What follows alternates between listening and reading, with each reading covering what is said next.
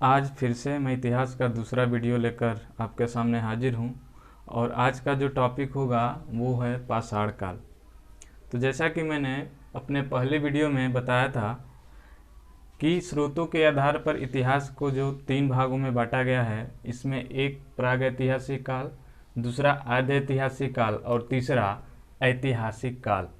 तो इसमें हम लोग पढ़े थे कि जो प्रागैतिहासिक काल है इसमें लिखित कोई साक्ष्य उपलब्ध नहीं था और इसको पाषाण काल के नाम से जाना जाता है।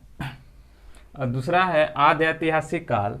ये वह काल था जिसमें लिखित साक्ष्य उपलब्ध तो था, लेकिन उसमें पढ़ने की जो कला थी वो विकसित नहीं हुई थी और इसको हड़प्पा सभ्यता के नाम से जानते हैं।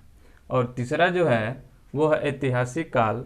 इसमें लिखित साक्ष्य भी मिला और पढ़ने की जो कला था, पढ़ने के जो संसाधन थे, उसका भी विकास हो गया था। जैसे कि हम वेदों की बात करें तो वैदिक काल में वेदों का निर्माण हो गया था और पढ़ने की कला भी थी, वो विकसित हो चुकी थी।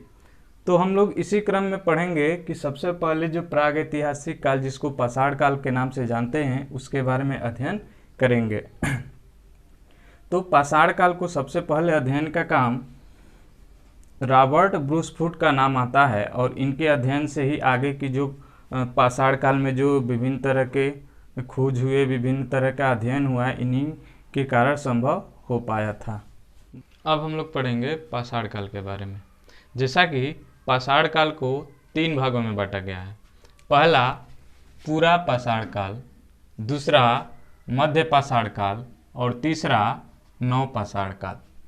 ठीक है, तो इनमें अंतर क्या है, इनके खोजों में अंतर क्या है, इनके विकास में अंतर क्या है, ये इसके बारे में हम लोग अभी पढ़ेंगे। तो पूरा पाषाण का जो काल था वो 25 लाख बीसी से लेकर 10,000 बीसी तक माना जाता है। बीसी का अर्थ हम लोग पिछले वीडियो में पढ़ चुके हैं कि ईसा पूर्व होता है, बिफोर क्रिस्ट इसको इंग्लिश में कहा जाता है, और ईसा मसीह के जन्म से पहले का जो काल था उसको हम लोग बीसी या ईसा पूर्व कहते हैं। मध्य पाषाण काल जो समय था वो था 10,000 बीसी से 4,000 बीसी, और नव पाषाण काल का जो समय था वो था 4,000 बीसी से लेकर 1,000 बीसी।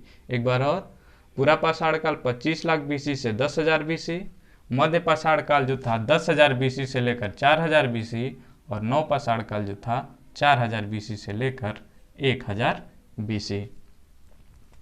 अगला है कि पूरा पाषाण काल में शिकार, जिसको आखेटक कहते हैं, और खाद्य संग्रहक, आखेटक और खाद्य संग्रहक जीविका के सबसे प्रमुख साधन थे, क्योंकि इसमें ना तो कृषि का विकास हुआ था और ना ही पशुपालन का विकास हुआ था।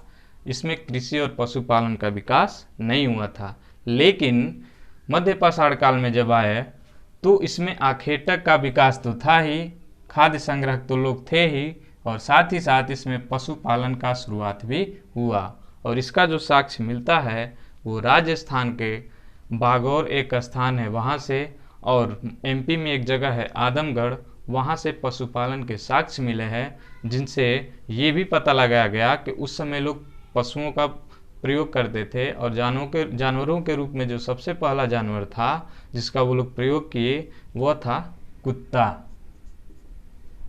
और नव पाषाण काल में कृषि का तो विकास हुआ और पशुपालन का, इसमें जो सबसे प्रमुख था वो कृषि का विकास हुआ, और इसका जो साक्ष्य मिला वो मेहरगढ़ से कृषि का साक्ष्य मिला, और यूपी में एक जगह है कोल्डिहवा, और कोल्डिहवा से चावल का साक्ष्य मिला, जिससे यह पता लगाने में लोग सक्षम हुए कि पहले के लोग कृषि पर निर्भर हो चुके थे।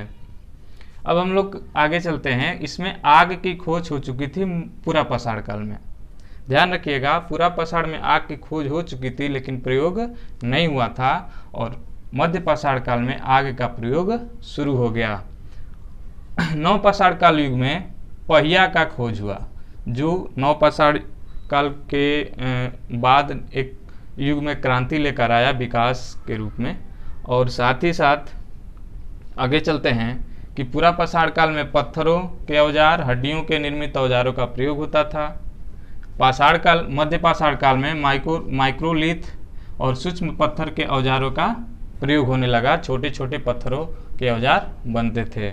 और नवपाषाण काल में स्लेट के बने औजारों का प्रयोग होने लगा और उसके साक्ष्य मिलने लगे। साथ ही साथ पुरापाषाण में मानव के कंकाल के साक्ष्य, मध्य पाषाण काल में मृदभांड के साक्ष्य। मृदभांड का जो मृदभांड का अर्थ होता है कि इसका जो संबंध होता है मिट्टी के बर्तनों से होता है, और इसका जो सबसे प्रमुख के साथ हमारे उत्तर प्रदेश के चौपानी मांडो एक जगह है, वहाँ से इसके साक्ष्य मिलते हैं। और नवपाषाण युग में नगरों के साक्ष्य मिलते हैं कि इस समय नगरों का प्रयोग क्या हो गया था, शुरू हो गया था।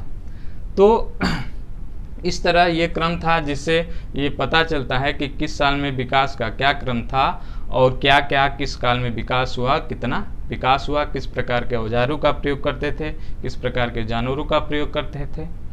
और इधर एक और पॉइंट है खाद्य संग्रहक। तो खाद्य संग्रह का मतलब होता है कि भोजन के लिए जब कोई एक जगह से दूसरी जगह जाता है भोजन की तलाश में, तो उसी चीज़ को बोलते हैं खाद्य संग्राहक। लोग भोजन के लिए एक स्थान से दूसरे स्थान पर जाते थे, इसलिए उन्हें क्या बोलते थे, खाद्य संग्राहक बोलते थे। और अंत में एक पॉइंट है कि भारतीय पुरातत्व का जो जनक है उन किसको कहा जाता है, तो उनका नाम आता है अलेक्जेंडर कनिंघम का। इनको भारतीय पुरातत्व का जनक कहा जाता है। तो इसी के साथ आज का ये वीडियो पाषाण काल खत्म होता है। अगर इस टॉपिक में कहीं भी कोई आपको शिकायत होती है या कोई दिक्कत होती है तो आप कमेंट कर सकते हैं। साथ ही साथ आप अपने सुझाव भी दे सकते हैं ताकि आगे की वीडियो उसको और भी बेहतर बनाया जा सके। कमेंट करिए। धन्यवाद।